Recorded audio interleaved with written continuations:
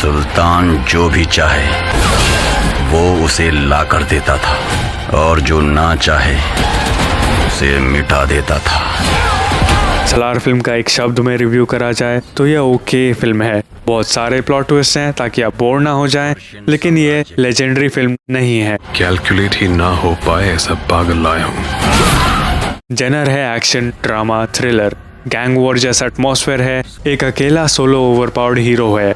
ये बहुत हद तक पावर फैंटेसी के करीब है, यानी जब भी हीरो लड़ेगा बहुत सारे स्पेक्टेटर्स होंगे जो उसकी ताकत देखकर चौंक जाएंगे। पर वरदा ने उसे नहीं मारा, ये उस नए बंदे का काम है। एंटरटेनमेंट वैल्यू ओके है। हमेशा कोशिश रही है एड्रेनलिन पंप होता रहे, गूज़बम्प्स आते रहें। फिल्म में अच्छा टेंशन है, आपको महसूस होगा एक्शन कभी भी हो सकता है। इसकी वजह से मेरे को ऐसा भी लगा कि मैं 1-2 घंटे का ट्रेलर देख रहा हूँ। मेरे ख्याल से पेसिंग थोड़ा बेटर हो सकता था क्योंकि मूवी कुछ पॉइंट्स पर स्लो है। लेकिन सबसे बड़ा ऑब्स्टिकल मेरे ख्याल से इसका कंफ्यूजिंग प्रेजेंटेशन है। स्टोरी के बहुत सारे इंपॉर्टेंट पॉइंट्स में लगा कि सिंप्लीफिकेशन की जरूरत है और रिफाइनमेंट हो सकता था। फोरशैडोइंग जब भी किया गया है तो डिस्ट्रैक्शन जैसा लगा है, यानी जब वो दिखाने का कोशिश करते हैं कि आगे ये आने वाला है तो आप बहुत कंफ्यूज हो जाओगे और आपको बहुत दिमाग लगाना पड़ेगा प्लॉट समझने के लिए। इस कंफ्यूजन को बढ़ाते हुए सलार में नॉन लीनियर टाइमलाइन है, यानी बहुत सारे फ्लैशबैक, टाइम स्केप। कई सीन्स में 3 सेकंड के अंदर अंदर हम लोग फ्लैशबैक और प्रेजेंट में जंप कर रहे हैं। लेकिन ये इश्यूज उतने बड़े नहीं हैं। मूवी बहुत मजेदार है, ये बस थोड़े से माइनर रोड ब्लॉक्स हैं। कुछ लोग क्लेम करते हैं कि उंगराम का प्लॉट है, केजीएफ का स्टाइल है, तो जो लोगों ने केजीएफ और उंगराम देख रखा है उन्हें सलार थोड़ा कमजोर लग सकता है। सलार की कहानी पे चलते हैं बिना कुछ स्पॉइल किए हुए। हमारी कहानी शुरू होती है 2 लड़कों की स्ट्रॉन्ग फ्रेंडशिप से। उसमें से एक लड़का है हमारा मेन हीरो देवा। देवा बहुत चालाक है, स्ट्रॉन्ग है, अपनी दोस्त की मदद करता है।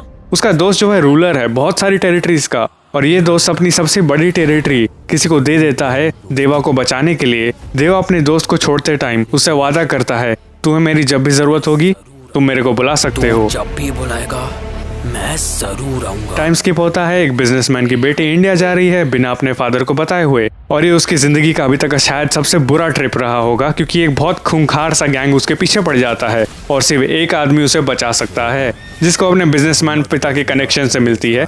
और जैसा हम सबको उम्मीद था वो हमारा हीरो देवा है। मैकेनिक को स्पैनर दो, रेंच दो तो कैसे इस्तेमाल करना है जानता है, गन दोगे तो क्या करेगा।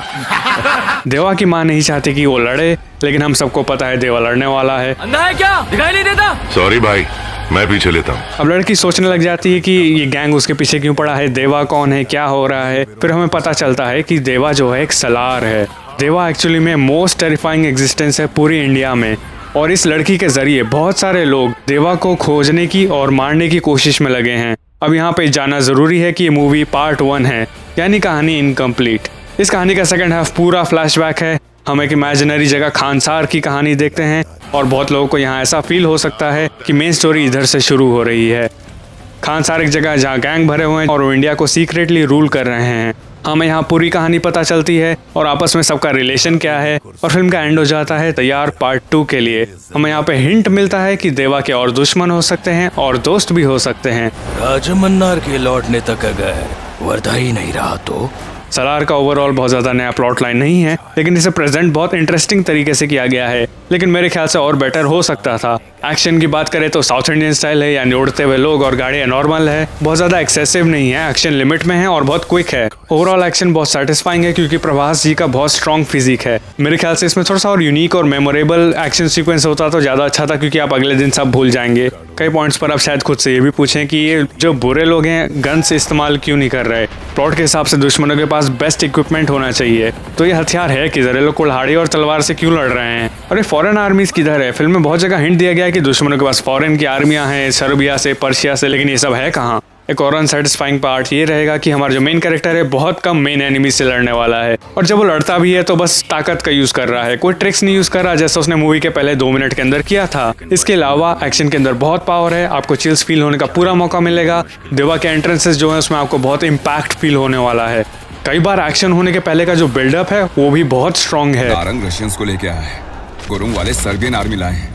तू बोल कि कितने लोगों को लेके आ रहे हैं। कैरेक्टर्स की बात करा जाए तो फिर वो ओकेजनली यूनिक है और इंटरेस्टिंग है। सारे एक्टर्स ने बहुत अच्छा वंडरफुल जॉब किया है। अगेन मेन कैरेक्टर बहुत पावरफुल है, प्रभास जी के शरीर उसके हिसाब से है, उनका एंट्रेंस है सुपर्ब है। टीनू आनंद और कुछ एक्टर्स थोड़ा सा स्टैंड आउट कर रहे हैं, लेकिन कुछ उसमें स्पेशल रोल उनके लिए नहीं है। कोई स्पेशल एनिमी भी नहीं है जो कि प्रभास जी को टक्कर दे सके। अगर हम इस फिल्म की कंपैरिजन एनिमल से करें तो एनिमल की कहानी थोड़ी सी नेक्स्ट जनरेशन वाली है। मीनवाइल सलार का अप्रोच थोड़ा पुराना जरूर है, लेकिन प्रभास जी इसमें बहुत अच्छे से स्टैंड आउट हो रहे हैं। एक्ट्रेसेस का कोई रोल नहीं है एक तरीके से, और कई बार कहानी के अंदर ये भी याद रखना मुश्किल हो जा रहा है कि कौन कौन है, क्योंकि इससे बहुत सारे कैरेक्टर्स हैं और उनके पास कोई स्पेशल फीचर नहीं है। आपको अगर बैकग्राउंड कैरेक्टर्स की बात करा जाए तो उनमें कोई डेप्थ नहीं मिलने वाला, आपको लगेगा उनमें आत्मा नहीं है, क्योंकि आप जैसे ही पूछेंगे इनका डेली लाइफ कैसा है या ये सारे कैरेक्टर्स पिछले सालों से क्या करते आ रहे हैं, तो आपको कोई जवाब नहीं मिलने वाला। मैं ज़्यादा सवाल नहीं करूंगा, लेकिन हम लोग को देवा की माँ का टीचर के रूप में कोई प्रोग्रेस नहीं दिखता।